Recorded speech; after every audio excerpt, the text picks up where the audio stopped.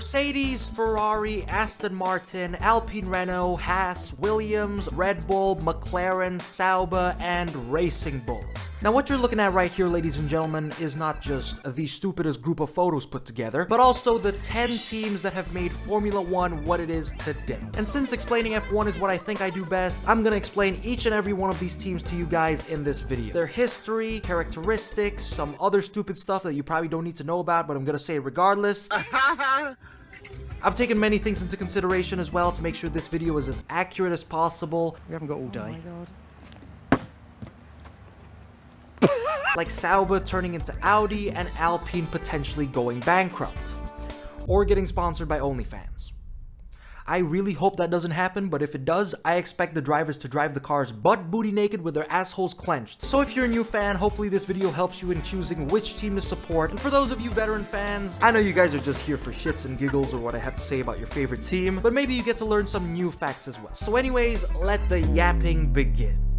It's a Ferrari!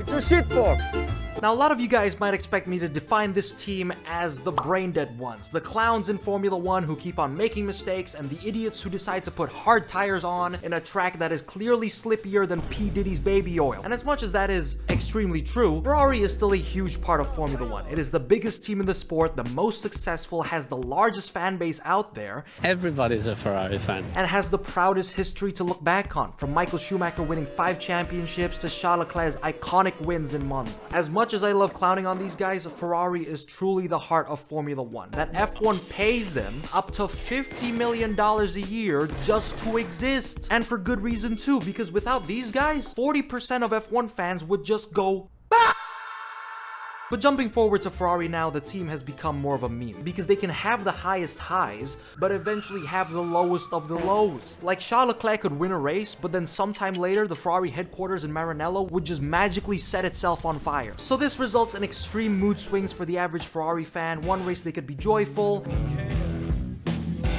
and then bam, they want to kill themselves by next week. And Ferrari is also what I call the biggest driver edger.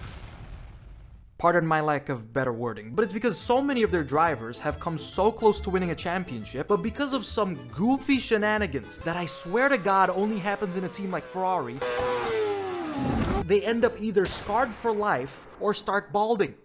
Sometimes both. Haas are the underdogs of F1, one of the most underrated teams in the sport, and rooting for them is actually so much fun, because supporting Haas is like supporting a fat friend with an eating disorder. 50 dead in Alaska! You see, like Haas doing horrible in races, it's like seeing your overweight friend not do that well in any form of physical activity.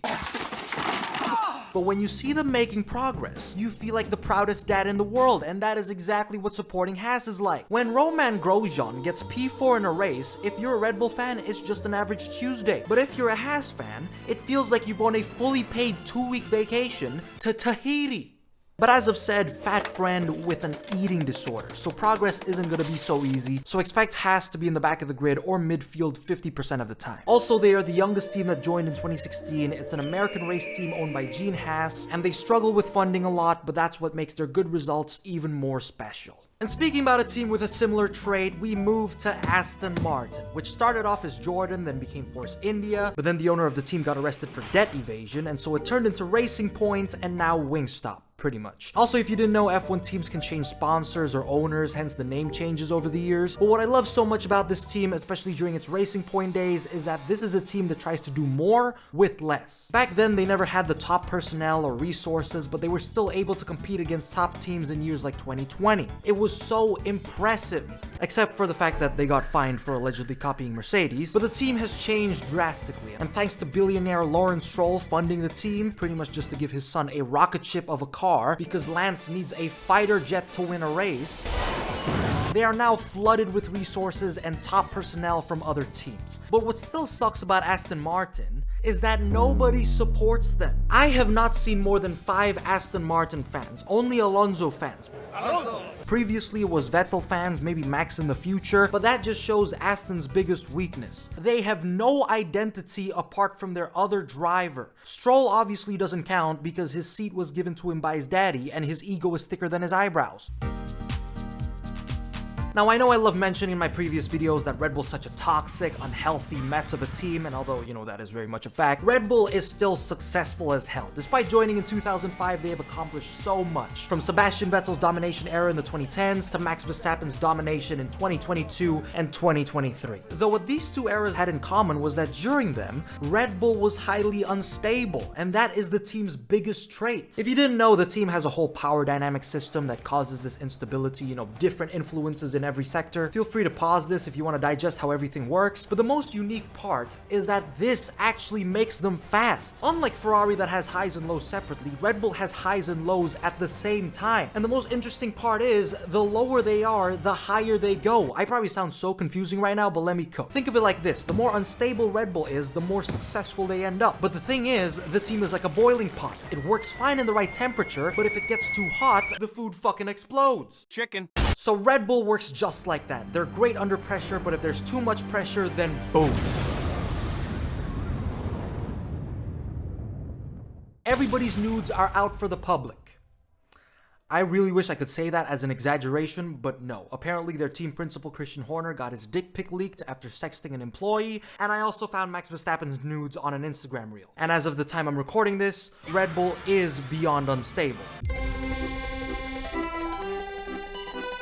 Alpine is a French team, and as much as I just want to end my explanation there, their history is just too good. Alpine is also known as Renault, a French car manufacturer. They've been in F1 for a while now, and have had amazing moments like winning championship titles in 05 and 06, but they've also had some controversial moments like the 2008 crash gate, which was a whole controversy about Renault crashing one of their cars on purpose to help them win a race, and also some goofy moments like when the team became Lotus, Kimi Räikkönen nearly made them go bankrupt since he had a contract to be paid $50,000 for every point he scored. And he scored 390. But anyways, Alpine is a team that fell from grace. They used to be top contenders, but due to messy management, they have fallen off.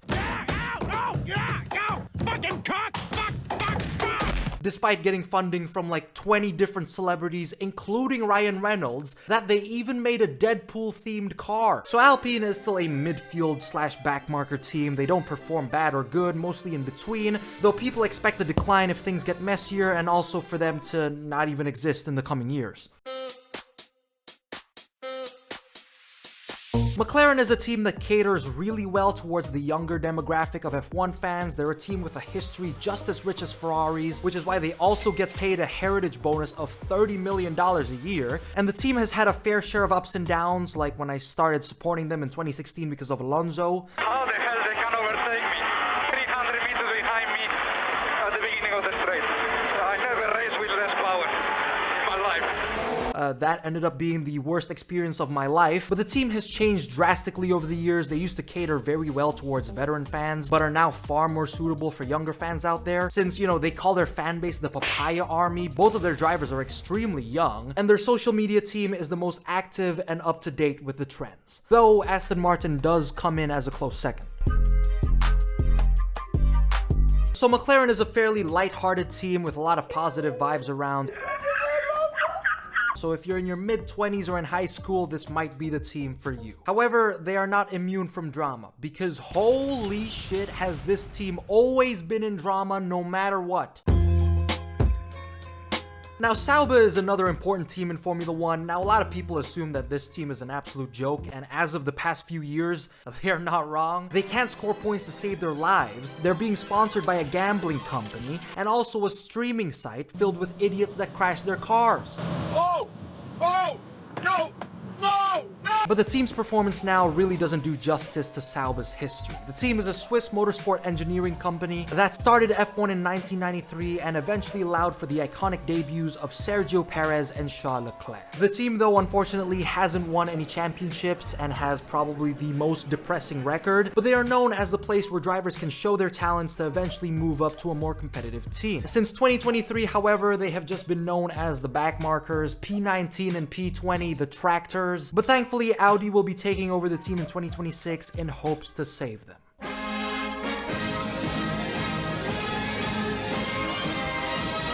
Mercedes, a team sponsored by a car company with a lot of things we can look back on, like the cars they used to make for Hitler. A bit too far back? A bit too far back, okay, my bad. Mercedes joined F1 in 1954 but left a year later and only came back as a factory team in 2010. But before the team existed, they used to be known as Brawn, an F1 team that was bought for a single British pound and has a 100% win rate. It might sound like I just pulled all of that information out of my ass, but if you just pause this real quick, that would explain everything. But after Mercedes took over Brawn, this team did so much. Michael Schumacher made his return with them. They made the fastest cars out there. I'm Jesus! I'm descendant of God! And Lewis Hamilton won multiple championships. But what if I said that those things aren't even the best part? Because the best part about Mercedes was Nico Rosberg outscoring Michael Schumacher and beating Lewis in 2016. So technically, Mercedes was the team where we witnessed a man beat two 7-time world champions in equal machinery, while also being a Monaco-based YouTuber. And then he retired. Baller move. It's Michael Schumacher. Hello? Whoa, wait. Shouldn't we go with Michael? He's 7-time world champion. Yes, but Nico got twice as many points last season. But Mercedes is an extremely efficient team. Their team principle is calculated but extremely emotional. And a big part of the team's identity is just Lewis Hamilton. But he's left to join Ferrari, so that leaves Mercedes with the same identity crisis as Aston Martin. Racing Bulls is essentially Red Bull the sequel. They're Red Bull's second team that is most recently known as Vcarb, but a lot of fans know them better as Toro Rosso, Minardi, or AlphaTauri. And since they are pretty much Red Bull's slower junior team, I'm gonna race F1's shortest driver. That's not true. In these mega trucks. Red Bull has a lot of control over them, from which drivers get hired, fired, or moved up to the senior team if they're desired, and those decisions are made by Helmut Marko, Red Bull's chief headhunter, who has put a lot of people, mostly upcoming talents, in the team, like Max Verstappen, Carlos Sainz, Nick De Vries, Yuki Tsunoda, Liam Lawson, Pierre Gasly, Alex Albon, Sebastian Vettel, and Danny Kvyat. And I know, holy shit, that is a lot of drivers. And the reason why is because the team is extremely harsh, just like Red Bull. If the drivers perform, they go up to the senior team, but if they don't, they either get put back in the junior team or get sent straight to hell. Son, I'm very disappointed in you, but as long as you're safe, that's all that really matters. Thanks, Dad. But one more thing. Yes, Dad?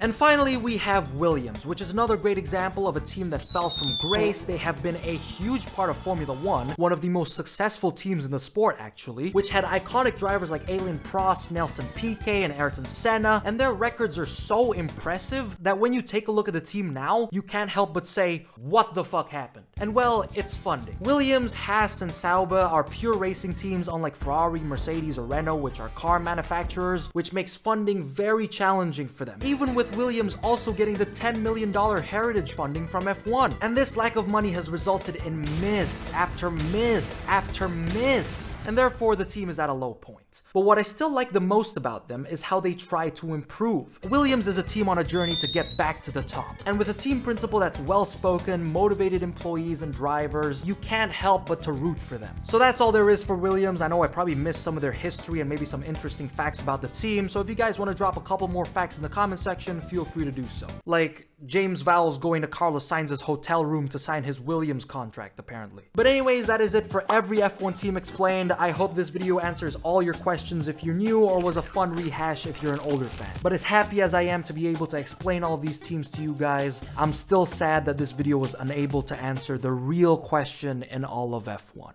That being, who was top and who was bottom in Carlos Sainz's hotel room?